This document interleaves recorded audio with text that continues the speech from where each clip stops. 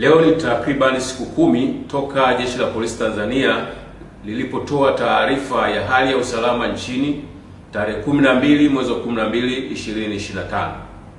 Tungependa kuwajulisha kuwa kwa kipindi chote hicho hali ya usalama nchini ni shwari, pamoja na kwamba kulijitokeza kwa baadhi ya matukio machache ambayo yalishughulikiwa kwa mujibu wa sheria za nchi na mikataba mbalimbali ya kikanda na kimataifa.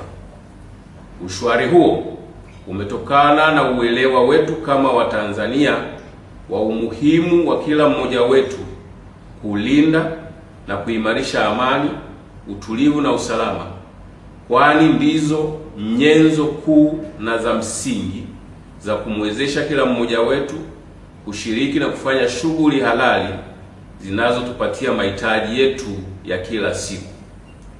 Tunapoelekea kusherehekea sikukuu za mwisho wa mwaka na mwanzo wa mwaka ambazo zitatanguliwa na sherehe za Christmas, Jeshi la Polisi kwa kushirikiana na vyombo vingine vya ulinzi na usalama vinaendelea kuimarisha ulinzi wakati wote na hata baada ya sikukuu hizo.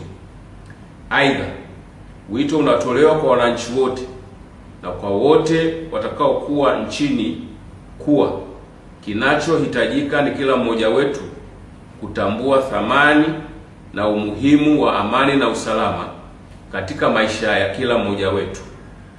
Pia ni wakati mwafaka wa kuendelea kuyakataa yale ambayo yana malengo ya kuvuruga amani kipindi hiki cha sikukuu na baada. Maisha yetu na shughuli zetu wakati wa hizi sikukuu yanahitaji mazingira ya amani ili kila mmoja aweze kushiriki kwenye ibada za kumshukuru Mungu, kukaa na familia na marafiki bila bugudha yoyote ile.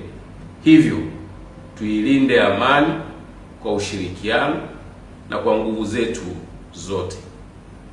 Aidha, Jeshi la Polisi linatoa wito kwa wale watakaosafiri waendelee kuzingatia sheria za usalama barabarani ili zitusaidie kujiepusha na ajali, tukizingatia kauli mbiu ya wiki ya Nenda kwa Usalama Barabarani inayosema endesha salama, familia inakusubiri.